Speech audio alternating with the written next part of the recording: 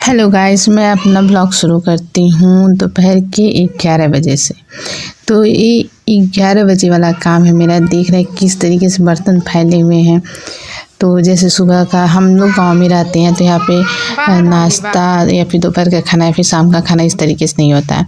यहाँ पे सुबह में ही खाना बनता है, सब लोग खा लेते हैं, फिर दोपहर में अगर कुछ खाना वाना हुआ तो खाए, नहीं तो फिर रात में ही खाते हैं, डिनर ही लेते हैं डायरेक्ट। तो ये सब है सारे बर्तन। नीचे भी मैं कुछ बर्तन रखती हूँ, स्टैंड में रखती हूँ, स्टैंड खाली पड़ा है, हैंगर है वो भी खाली पड़ा है ना।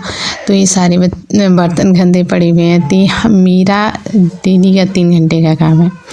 और इसके अलावा ये होता क्या है कि एक बार के बर्तन धोए, फिर रात का जब खाना बनाना नहीं होता तो फिर ऐसे ही बर्तन, या तो इतने बर्तन होते हैं या फिर इससे कम होते हैं या फिर थोड़े ज़्यादा हो जाते हैं। मतलब ये जो अभी का काम है तो एकदम श्योर है कि इतने से बर्तन रहने ही रहने हैं।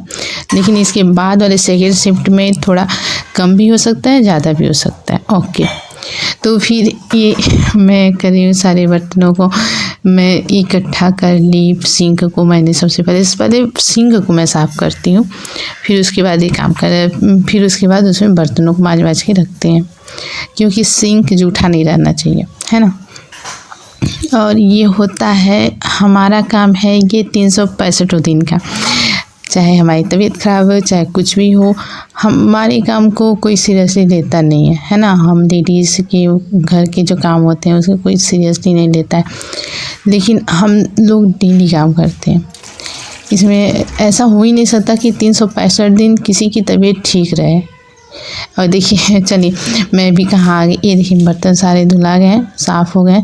अब मैं बर्तनों को लगा दूँगी और सारे बर्तन धुले गए हैं। अब स्टैंड में सारे बर्तन लगा दूँगी और इसके बाद भी कुछ और बर्तन भी निकलेंगे। सारे बर्तन इकट्ठे तो नहीं हो सकते ना, कुछ बर्तन इधर रखती हूँ मैं।